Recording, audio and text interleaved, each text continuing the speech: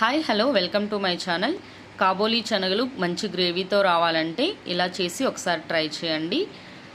First kabuli శనగలను over night మొత్తం నానబెట్టాలి. అంటే 6 to 7 అవర్స్ నానబెట్టుకున్న తర్వాత దాన్ని ఒక కుక్కర్లోకి తీసుకొని సాల్ట్ వాటర్ యాడ్ చేసుకొని 5 విజిల్స్ వచ్చేంత వరకు మనం ఇది బాయిల్ చేసుకోవాలి. అది పక్కన పెడితే చల్లారుతుంది కదా. ఇప్పుడు ఒక స్టవ్ మీద ఒక ప్యాన్ పెట్టి అందులో ఆయిల్ వేసుకొని 2 బిర్యానీ ఆకులు, 2 ఇలాచి, దాల్చిన చెక్క, జీలకర్ర, లవంగాలు ఇవన్నీ వేసుకొని ఒకసారి బాగా ఫ్రై చేసుకోండి. ఇలా చేసుకున్న తర్వాత ఒక మిర్చి, నేను తక్కువగా కారం తింటామండి, అందుకే మిర్చి అలా కావాలంటే మీరు ఎక్కువగా కూడా వేసుకోవచ్చు.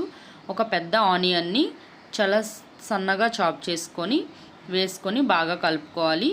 గోల్డెన్ షేడ్కి రావాలండి ఆనియన్స్ అనేవి. దాని తర్వాత అల్లం వెల్లుల్లి పేస్ట్ వేసుకొని మళ్ళీ ఒకసారి కలుపుకోండి.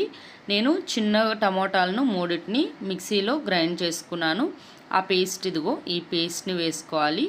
వేసుకున్న తర్వాత ఆయిల్ తేలేంత వరకు కాసేపు మగ్గించుకోవాలండి. నేను ఎక్కువగా ఆయిల్ యూజ్ చేయను, డైట్లో కూడా ఉంటారు కదా, అందుకని చాలా తక్కువగానే ఆయిల్ వేస్తున్నాను. మీకు ఆయిల్ తేలినట్టు బయటకు కనిపించకపోవచ్చు, బట్ టేస్ట్ కూడా బాగుంటుంది. చూడండి, కాసేపు ఇలా ఫ్రై అయ్యాక అందులో పసుపు, కారం, సాల్ట్, నేను చోలేలో కూడా సాల్ట్ వేసాను కదా, ఇందులో కూడా కొద్దిగానే వేస్తున్నాను. అందులో బాగా శనగలకు పట్టుంటుందండి సాల్ట్ అనేది, అందుకే ఇందులో కూడా కొద్దిగానే వేసాను. ఇలా వేసాక ఒకసారి బాగా కలుపుకోవాలి. ఇప్పుడు కొంచెం 2 minutes వరకు లో ఫ్లేమ్లో ఉంచితే బాగా ఈ గ్రేవీ అన్నది ఉడుకుతుందండి. కాబట్టి 2 minutes ఇలా లో ఫ్లేమ్లో ఉంచేయండి. చూడండి, బాగా ఉడుకుతుంది కదా. ఇప్పుడు ఒకసారి మళ్ళీ కలుపుకొని ముందుగా మనం ఉడికించుకున్న శనగల్ని ఆ వాటర్తో పాటు ఇందులో వేసుకోవాలి. వాటర్ కూడా మంచిదే అండి, పడేయాల్సిన అవసరం లేదు. వాటర్ కూడా హెల్త్కి చాలా మంచిది కాబట్టి ఇందులోనే వేసుకోండి.